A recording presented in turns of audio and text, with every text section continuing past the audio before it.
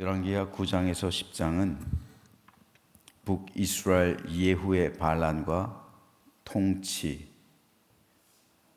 이에 관한 내용인데, 북이스라엘 그리고 남유다 이 두 나라 사이에 정치적으로 가장 큰 차이가 나는 점이 바로 북이스라엘에는 반란이 많이 일어났다는 사실입니다.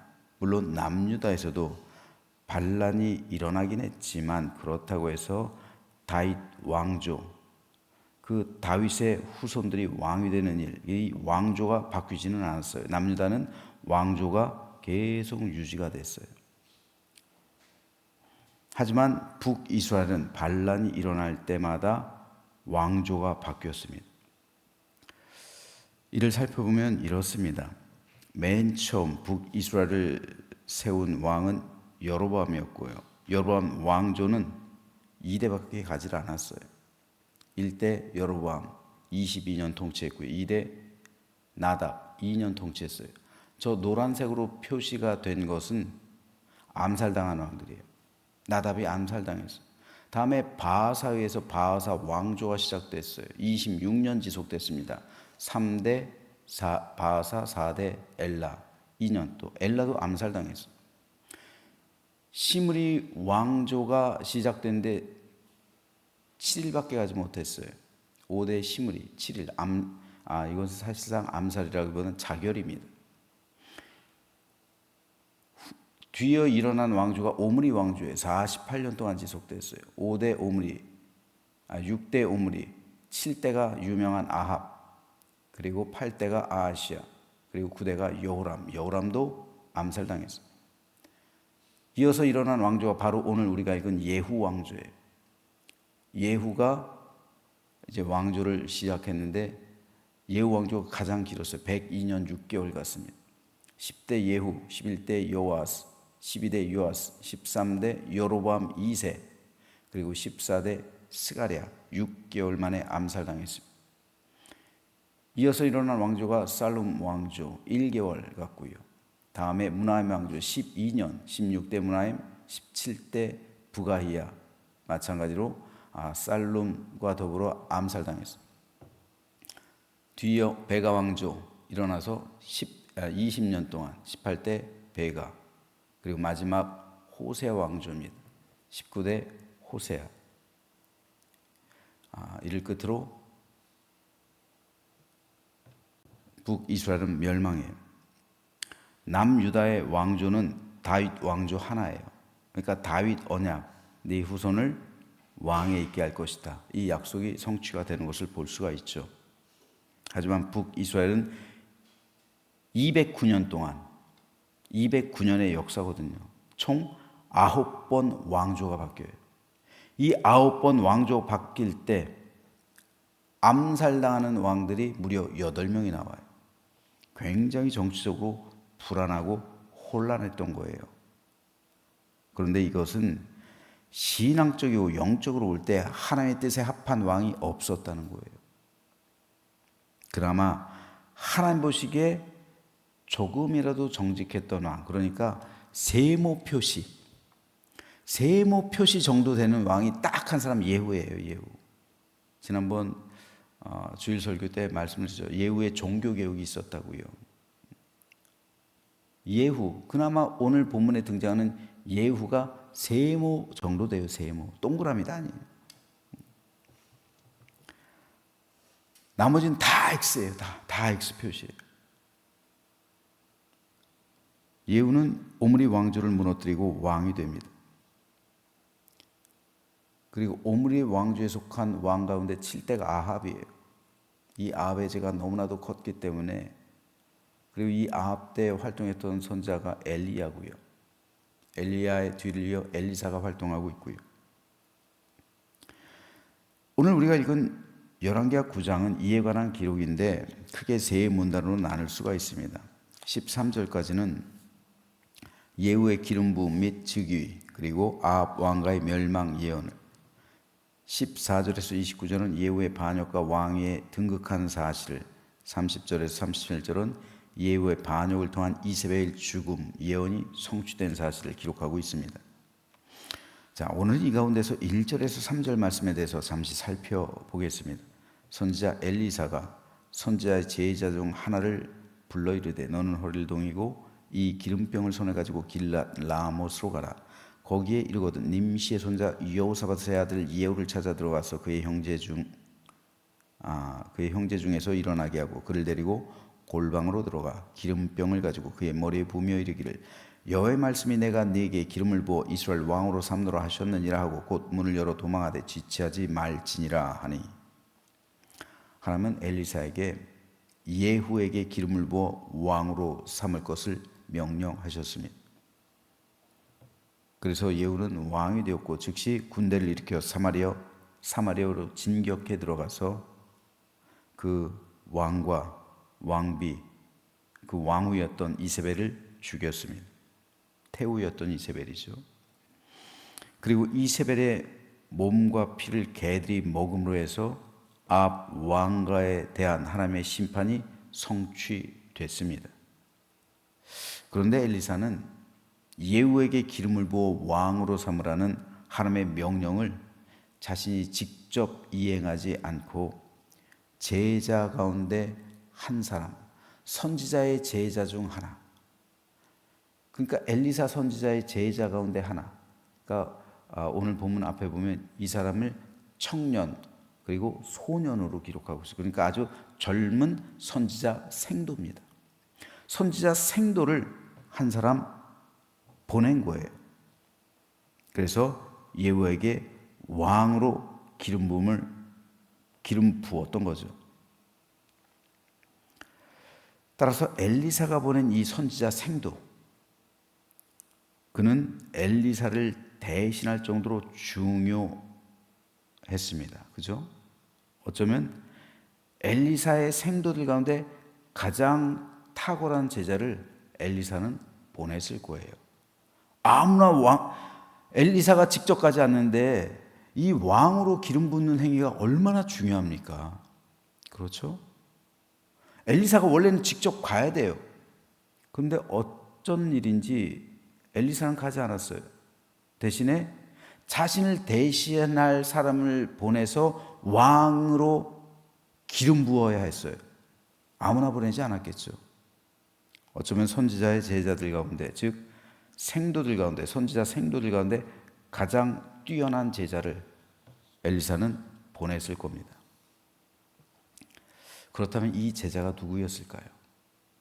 이 제자가 누구였을까요? 성경에 기록되지 않아요, 이 사람의 이름이. 하지만 랍비들의 전승에 보면은 이 제자 이름이 기록되어 있어요. 랍비들의 전승. 그러니까 예수님께서도 말씀하시죠. 랍비들의 전승. 이게 곧 그들에게 있어서 사람의 가르침이라고 한 예수님께서 말씀하신 그것인데, 바로 이 장로들의 유전이라고 한 거예요. 그게 장로들의 전통이라고 한 게. 바로 이 장로들의 전통, 즉 랍비들의 전승에 기록된 그 제자의 이름이 바로 선지자 요나입니다. 성경의 기록이 아니기 때문에 이것을 진리로 확실하게 받아들일 수는 없습니다. 하지만 장로들의 전통이에요. 즉 랍비들의 전승이기 때문에 이건 역시 역사에 기록한 것이기 때문에, 역사의 한 기록이기 때문에 상당히 신빙성이 높습니다. 특별히 열왕기하 14장, 이번 주에 살펴보겠죠. 이 14장에는 선지자 요나에 대한 기록이 나와요. 이스라엘의 하나님 여호와께서 그의 종 가드헤벨 아미떼의 아들 선지자 요나를 통하여 하신 말씀과 같이 여로보암이 이스라엘 영토를 회복하되 하맛 어귀에서부터 아라바 바다까지 하였으니. 자, 여기에 등장하는 여로보암은 북이스라엘을 창건한 여로보암이 아니라 여로보암 2세, 즉 예후의 자손인 여로보암 2세예요. 예후 왕조에 속한 왕이죠. 이때 이미 요나가 선지자로 활동했던 거예요. 그러면서 여로보암이 이스라엘 영토를 회복할 것이다. 회복하는데 하맛 어귀에서부터 아라바 바다까지 회복할 것이다 라는 예언을 했다는 거예요. 이 내용은 그런데 요나서에는 기록되어 있지 않아요. 요나가 니느웨로 떠난 시기는요, 이 여로보암 2세가 이 요나의 예언에 따라 영토를 회복한 그 후로 20년 후예요. 그러니까 이미 요나는 선지자로 20년 전부터 활동하고 있었던 거예요. 그 이전에 이미 활동하고 있었던 거예요. 그러니까 이 예언을 이미 했던 거지. 그러니까 예언이잖아요. 그보다 훨씬 앞선 시대에 예언을 한 거죠. 그리고 그 예언이 여로보암 2세 때 성취가 된 거예요. 그러니까 여로보암 2세 전보다 훨씬 전에 요나는 이미 선지자로 활동하고 있었던 거예요. 그리고 이 예언의 말씀을 남기고 이 예언이 여로보암 2세 때 성취된 거예요. 그리고 그로부터 20년 후에 하나님의 명령을 따라 니느웨로 간 거예요. 그러니까 요나는 상당히 그 선지자 활동을 오래 한 예언자예요. 따라서 요나는 우리가 생각했던 것 이상으로 하나님의 영에 감동된 선지자였음이 분명합니다. 그리고 요나가 엘리사가 보낸 선지자 생도가 맞다면 그는 엘리사의 후계자로 거론될 정도로, 왜냐하면 아무나 보내지 않잖아요. 그 정도로 중요한 그러한 선지자였음을 알 수가 있는 거죠. 그리고 요나의 이 영성, 그리고 요나의 이 믿음, 요나가 이러한 선지자로서의 충분한 증거가 되고 있는 것이 오늘 우리가 읽은 9장에서 발견할 수가 있어요. 11절 말씀을 읽어보겠습니다. 예후가 나와서 그의 주인의 신복들에게 이르니 한 사람이 그에게 묻되 평안하냐? 그 미친 자가 무슨 까닭으로 그대에게 왔더냐? 대답하되 그대들이 그 사람과 그가 말한 것을 알리라. 북이스라엘의 장군들이 요나를 지칭하면서 뭐라고 부릅니까? 그 미친 자. 요나는 수많은 장군들이 모여있는 길란 라못에 전쟁하러 가 있는 거거든요. 근데 그 전쟁하러 가 있기 때문에 북이스라엘의 모든 장군들이 다 거기 있는 거예요. 그리고 장군들이 모여있는 그 장소에 가서 예후를 정확하게 알아본 거예요. 그리고 예후 당신과 할 말이 있습니다 하고서 예후만, 그 장군들이 모여있는 그 자리에서 예후를 다 콕 집어서 말하고 예후를 불러서 따로 은밀한 곳에 가서 기름 부어서 왕으로 삼고 도망가잖아요. 엘리사의 말처럼. 북이스라엘 장군들을 다 알았던 거예요. 평소에. 그리고 장군들 역시 요나가 누구인지 알아봤던 거예요. 선지자 생도라는 사실을 알았던 거예요. 그런데 장군들은 요나를 미친 자, 우리나라 말로는요, 미친놈이에요. 저 미친놈이 왜 여길 왔냐? 당신에게 저 미친놈이 뭐라고 말하더냐? 이렇게 말한 거예요. 여러분, 그런데 여기서 우리가 한번 뒤집어서 한번 생각해 봐요. 이 장군들은 죄다 우상숭배자들이에요. 다 이세벨이 섬기는, 아합이 섬기던 그 바알, 그리고 이 신에게, 바알신, 이 신에게 숭배하는 그러한 우상숭배자들, 아세라를 숭배하는 우상숭배자들. 따라서 그런 우상숭배자들이 미친놈이라고 한다면 이건 사실 모욕이 아니라 칭찬이에요. 사탄이 미친놈이라고 한다면, 그건 사탄이 우리 그리스도인들을 미친놈이라고 한다면 그거는 여러분 모욕이 아니라 칭찬이에요. 왜냐하면 여호와 하나님을 그만큼 진실하고 열성으로 믿고 있다는 증거이기 때문에 그렇습니다. 당시 북이스라엘의 장군들이 볼 때 요나는 미친놈처럼 보였어요. 여호와 하나님을 위해 세상을 등지고 살아가며 가끔가다 이상한 말을 짓거려요. 다시 말해서 예언을 한단 말이에요. 하나님의 심판 예언을 말하고 막 그렇게 다닌단 말입니다. 어쩌면은 그 예언하는 대표적으로 두 가지 종류가 있어요. 말로 하는 예언이 있고 하나는 행위 예언이 있어요. 행위 예언은 뭡니까? 몸으로 하는 예언이에요. 에스겔처럼, 이사야처럼 막 벌거벗고 다니고, 이 행위 예언도 있어요. 그러니까 다른 사람들을 볼 때 미친놈처럼 보이는 거예요. 예레미야도 행위 예언을 하죠. 행위 예언도 있어요. 하나님께서 그렇게 하라고 하시니까 벌거벗고 다니고. 그러니까 사람들 볼 땐 전 정상적인 게 미친놈이에요. 그러니까 선지자의 무리들을 이 북이스라엘의 장로들은 미친놈들 이렇게 판단을 하는 거예요. 지금 와서 하는 행동도 갑자기 전쟁하고 있는 그 군인들 사이 뛰쳐 들어와 가지고 예후를 불러다가 할 말이 있습니다 하고서, 이게 정상적인 게 아니에요. 이게 이상한 짓을 하니까 그저 장군들 눈에 볼 때 미친놈으로 보인 거예요. 그런데 왜 요나가 진실한 여호와의 종이었는지를 알게 하는 대목이 나오는데, 그것은 요나가,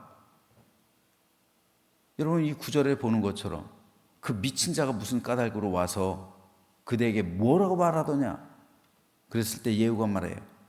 그 사람과 그가 말한 것을 당신들이 알 것이다. 우리가 어떻게 아느냐? 그랬더니 그가 나를 왕으로 세우더라. 그랬을 때 이 장군들이 다 예후에게 엎드려 절해요. 그래서 예후는 우리의 왕입니다. 즉시 왕임을 선포해버려요. 여러분, 진짜 요나가 미친놈이었다면 장군들이 요나가 왕에게 기름 부었다고 했을 때 인정했겠습니까? 인정을 안 하죠. 따라서 이 미친놈이라는 말 속에는 여호와 선지자에 대한 조롱과 동시에 인정이 들어있는 거예요. 아, 하나님이 예후를 왕으로 삼았구나. 그거에 대한 인정과 존중이 들어가 있는 거예요. 바알신을 믿는 북이스라엘 백성, 그 장군들을 입장에서 볼 땐 분명히 이 요나는 미친놈들 가운데 하나예요. 즉 여호와 하나님을 믿는 조롱의 말이라고, 이 말은요. 하지만 어찌됐든 간에 북이스라엘 민족, 이 백성들은 하나님을 믿는 믿음의 백성들이었기 때문에 하나님이, 여호와 하나님께서 기름 부어 왕으로 삼았다는 말을 들었을 때 그 말을 존중할 수밖에 없었어요. 그러니까 이 미친놈이란 말에는 경멸과 동시에 존중이 들어있는 단어예요. 경멸과 동시에 존중이 들어있는 단어. 이것은 오늘 우리에게도 굉장히 중요합니다. 예전에 한국 교회가 부흥할 때 세상 사람들이 예수님 믿는 사람들을 뭐라고 불렀어요? 예수쟁이라고 불렀어요. 예수쟁이들. 이 말은 경멸의 말인 동시에, 조롱의 말인 동시에 존중해 주는 말이에요. 그렇죠? 적어도 예수쟁이들은 다르다는 것을 알고 있었어요. 예수쟁이라고 말한 이유는 예수에 미쳐 사는 사람이기 때문에 예수쟁이라고 한 거예요. 그런데 예수에 미쳐 사는 사람들은 달랐단 말이에요. 도덕도 달랐고 살아가는 삶의 방법도 달랐고, 적어도 예수쟁이들은 믿을만 했단 말이에요. 신뢰할만 했다네. 그러니까 이 말은, 이 예수쟁이란 말 안에는 조롱과 경멸의 의미도 들어있지만 그와 동시에 존중에, 그리고 존경에, 뭔가 다르다는 그러한 이면의 뜻도 들어있었던 거예요. 이것이 오늘 굳이 표현하자면 미친놈이라는 말이에요. 이 말과 일맥상통하는 거예요. 즉 예수쟁이들은 예수에 미쳐 있는 사람들이란 말입니다. 조롱의 말이에요. 경멸의 말이죠. 하지만 그와 동시에 그래도 예수쟁이들은 뭔가 다르다, 믿을 만하다, 신뢰할 만하다. 이 사람들은 도덕적으로, 윤리적으로, 사회적으로 그래도 믿을 만한 사람, 이런 의미가 이면에 들어 있었던 거예요.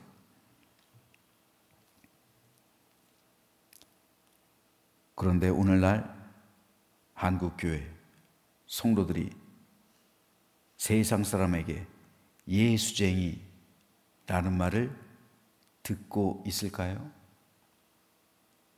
여러분, 예수님한테 미쳐야 그런 말 듣는 거예요.